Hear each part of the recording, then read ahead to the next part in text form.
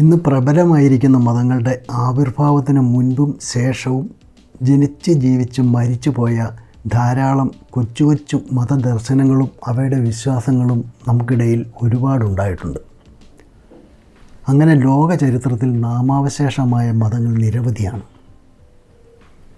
അത്തരമൊരു മതത്തിൻ്റെ ചരിത്രമുണ്ട് നമ്മുടെ ഇന്ത്യയിലും. അതാണ് ആജീവകം എന്ന മതം.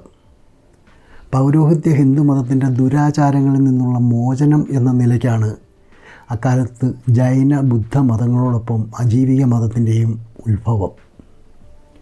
അജീവികൾ, ആജീവകന്മാർ എന്നൊക്കെയാണ് ഇതിൻ്റെ അനുയായികൾ അറിയപ്പെട്ടിരുന്നത്.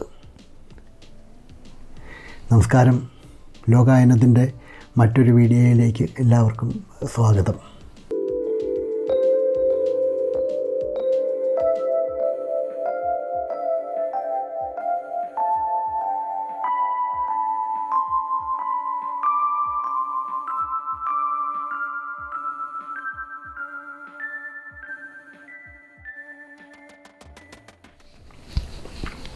പൗരാണിക ഇന്ത്യയിൽ മഖലിപുത്ര ഗോശാലൻ എന്ന സന്യാസി തുടങ്ങിയ മതമാണ് ആജീവക മതം.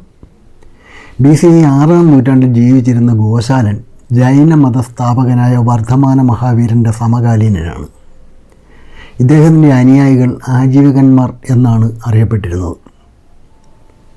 അനേക ലക്ഷം ജന്മങ്ങൾക്ക് ശേഷം ആത്മാവ് സ്വയം മോക്ഷപ്രാപ്തി നേടുമെന്നും മനുഷ്യരുടെ ഭാഗതയെ നിയന്ത്രിക്കുന്നത് സ്വപ്രയത്നവും കർമ്മങ്ങളുമല്ല, മറിച്ച് നിയതി അഥവാ വിധിയാണെന്നും ഒക്കെയാണ് ഇവർ വിശ്വസിച്ചു പോകുന്നത്. ദീർഘകാലം തപസ്സനുഷ്ഠിക്കുക എന്നത് അവരുടെ പതിവായിരുന്നു. നിലവിലുണ്ടായിരുന്ന ആചാര അനുഷ്ഠാനങ്ങളിൽ നിന്ന് കുറേയൊക്കെ വ്യത്യസ്തരായിരുന്നെങ്കിലും അക്കാലത്തെ ഹൈന്ദവ ആചാരങ്ങളിൽ കുറച്ചൊക്കെ വകഭേദം വരുത്തിയതാണ് ഇവരുടെ അനുഷ്ഠാനങ്ങൾ. വിധിയും തപസ്സുമൊക്കെ അന്നത്തെ ഹിന്ദു ആചാരങ്ങളിൽ നിന്ന് ഉൾക്കൊണ്ടത് തന്നെയാണ്. ഗോശാലൻ്റെ ജീവിതത്തെക്കുറിച്ചുള്ള വിവരങ്ങൾക്ക് നമുക്ക് ആശ്രയിക്കാനുള്ളത് ജൈന ബുദ്ധ ലിഖിതങ്ങളിലുള്ള പരാമർശങ്ങൾ മാത്രമാണ്. അവയനുസരിച്ച് ഒരു തെരുക്കൂത്തുകാരൻ്റെ മകനായ ഗോശാലൻ്റെ ജനനം ഏതോ ഒരു കാലിത്തൊഴുത്തിലായിരുന്നു. ഗോശാലൻ എന്ന പേര് തന്നെ ഈ ജനന പശ്ചാത്തലത്തെ ആശ്രയിച്ചുള്ളതാണ്. ജൈനരുടെ ഭഗവതി സൂത്രത്തിൽ ഗോശാലൻ്റെ ജീവിതകഥ വിവരിക്കുന്നുണ്ട്. തുടക്കത്തിൽ ഗോശാലൻ്റെയും മഹാവീരൻ്റെയും തത്വാന്വേഷണം ഒരുമിച്ചായിരുന്നു. തൻകാര്യം നേടാനായി മഹാവീരനോടൊപ്പം കൂടി പിന്നീട് പിരിഞ്ഞുപോയ ശിഷ്യനായാണ് ജൈനരേഖകളിൽ ഗോശാലനെ അവതരിപ്പിക്കുന്നത്. എന്നാൽ ഗോശാലൻ മഹാവീരൻ്റെ ശിഷ്യനായിരുന്നു എന്ന നിലപാട് ആജീവകർ അംഗീകരിക്കുന്നില്ല. ജൈന ലിഖിതങ്ങളിലെ ഗോശാലൻ ഒരു കോമാളിയും ആഭിചാരിയുമാണ്. ഏതോ അടികലശലിൽ നിന്ന് രക്ഷപ്പെട്ട് ഓടുന്നതിനിടെ ഉടുവസ്ത്രം നഷ്ടപ്പെട്ടതിനെ തുടർന്നാണ് ഗോശാലൻ നഗ്ന സന്യാസിയാകാൻ തീരുമാനിച്ചതെന്നും മറ്റുമുള്ള കഥകൾ ബുദ്ധമതരേഖകളിലും കാണാം. ഗോശാലനെക്കുറിച്ച് ബുദ്ധ ജൈന ലിഖിതങ്ങളിലുള്ള പരാമർശങ്ങളുടെ വിശ്വസനീയതയ്ക്ക് അത്ര കണ്ട് ഉറപ്പില്ല. തൻ്റെ കാലത്തെ ചിന്താവ്യവസ്ഥകളെ വിമർശിച്ച ബുദ്ധൻ്റെ വിമർശനങ്ങളിൽ ഏറ്റവും നിശിതമായതും ഗോശാലനെ ലക്ഷ്യമാക്കിയായിരുന്നു. ബുദ്ധനിൽ നിന്നും മഹാവീരനിൽ നിന്നും ഭിന്നനായി സമൂഹത്തിലെ താഴേക്കിടയിൽ നിന്നുള്ളവനായിരുന്നു അദ്ദേഹം. അതിനാൽ ഈ വിമർശനത്തിൽ വർഗപരവും ജാതീയവുമായ മുൻവിധികളും ഉണ്ടായിരിക്കാനുള്ള സാധ്യത ഏറെയാണ്. ഇത്തരം മതചിന്തകൾക്ക് ആജീവക മതം ഉയർത്തിയ വെല്ലുവിളിയുടെ തീവ്രത കൊണ്ടുള്ള പ്രതിഫലനവുമാകാം എന്ന് കരുതുന്നവരുമുണ്ട്. ജീവാത്മാക്കളുടെ മുക്തി നിയതിയുടെ വഴി പിന്തുടർന്നെന്നും കർമ്മങ്ങൾ നിഷ്പ്രയോജനമാണെന്നും വാദിച്ച ഗോശാലൻ മനുഷ്യൻ്റെ ഇച്ഛാസ്വാതന്ത്ര്യത്തിൽ വിശ്വസിക്കുന്നേയില്ല. അദ്ദേഹം വ്യക്തികൾക്ക് അവരുടെ ഭാഗധേയങ്ങളുടെ കാര്യത്തിലുള്ള ഉത്തരവാദിത്വം അംഗീകരിച്ചില്ല. സ്വതന്ത്രമാക്കപ്പെട്ട ഒരു നൂൽപന്ത് അഴിഞ്ഞ് തീരുവോളം ഉരുണ്ടുപോകുന്നത് പോലെ ആത്മാക്കളുടെ മുക്തിമാർഗം നിയതിയെ അഥവാ വിധിയെ പിന്തുടരുന്നെന്ന് ഗോശാലൻ വാദിച്ചു. എല്ലാ ജീവികൾക്കും ഈ വികാസത്തിന് വേണ്ടത് ഒരേ കാലദൈർഘ്യമാണെന്ന് അദ്ദേഹം കരുതി.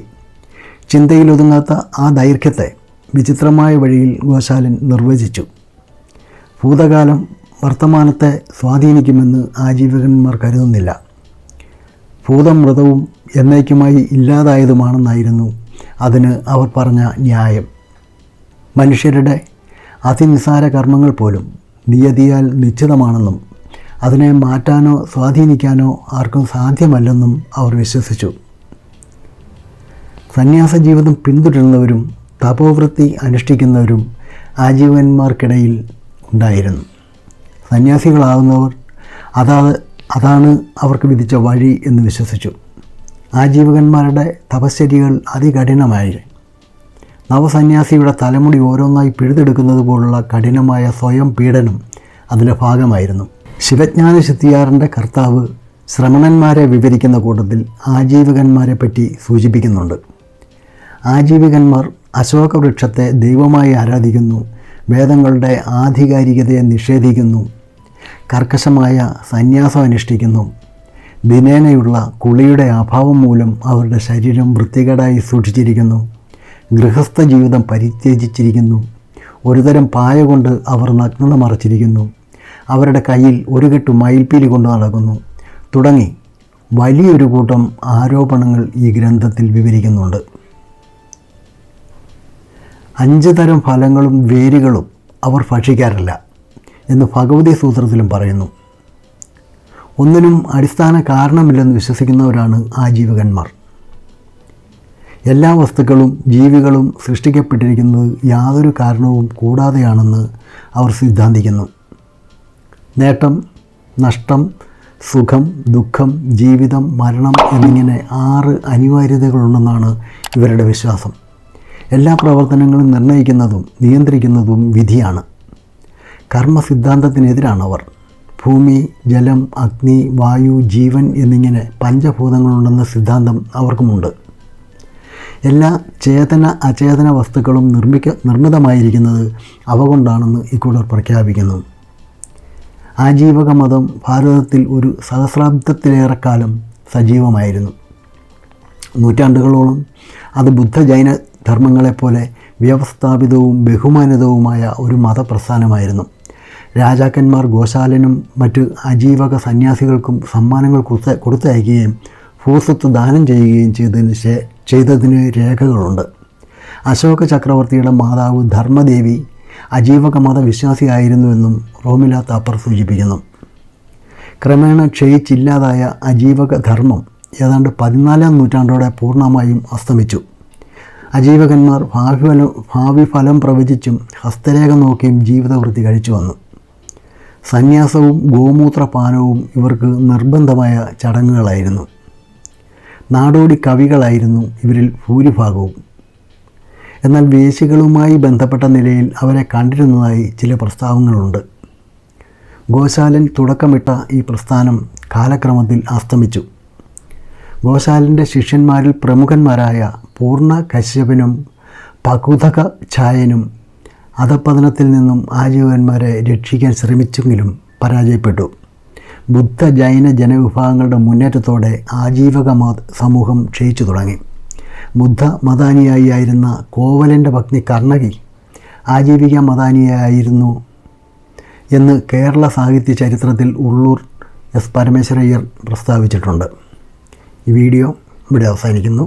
നന്ദി.